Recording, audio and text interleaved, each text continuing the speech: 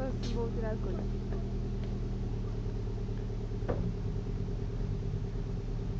Hai că s-a eliberat.